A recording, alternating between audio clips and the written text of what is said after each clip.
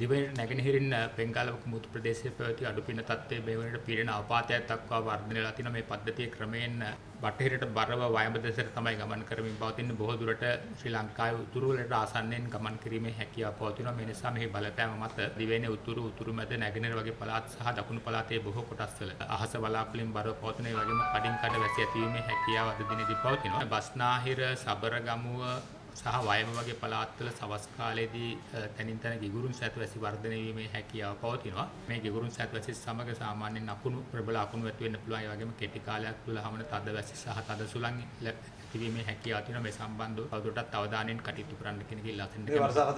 ඊට අමතරව විශේෂයෙන් උතුරු මැද සහ නැගෙනහිර පළාත්වල ඇතැම් ස්ථානවලට මිලිමීටර් 100ක් වූ තද වැසි අපේක්ෂා කිරීමේ හැකියාව පවතිනවා. ඒ වගේම මේ ප්‍රදේශවල පිටින් පිට හමන තද සුළං බලාපොරොත්තු වෙන්න පුළුවන්. සාමාන්‍ය පැයට කිලෝමීටර් 40-50 වගේ. මේ සම්බන්ධව විශේෂයෙන් ජනතාව අවධානයෙන් කටයුතු කරන්න කියන එක ඉල්ලා සිටින්න කැමතියි.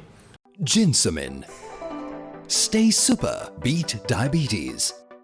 ඒ වගේම මේ බෙන්ගාලක මුහුදු ප්‍රදේශයේ පවතින පීඩන අවපාතයේ හේතුවෙන් විශේෂයෙන් මන්නාරම සිට කංකසන්තුරය මුලතිව් ත්‍රිකුණාමලය හරහා මඩකලපුව දක්වා එරටොබ්බෙන මුහුදු ප්‍රදේශවල දීවර සහ නාවික කටයුතු වල යෙදීම ඉතා අවදානම් තත්ත්වයේ පවතින. මේ නිසා අපි විශේෂයෙන් මතක් කරන්න කැමැති මේ උතුරු සහ නැගෙනහිර මුහුදු ප්‍රදේශවල දීවර සහ නාවික කටයුතු වලින් නැවත දැනුම් දෙන තුරු වළකින්න. ඒ වගේම බෙන්ගාලක ගැඹුරු මුහුදු ප්‍රදේශයේ තවදුරටත් දීවර සහ නාවික කටයුතු වල යෙදෙනවා නම් ආරක්ෂිත ස්ථාන කරා ගමන් කරන්න කියන ඉල්ලීම මේ මොහොතේ කරන්න කැමැතියි.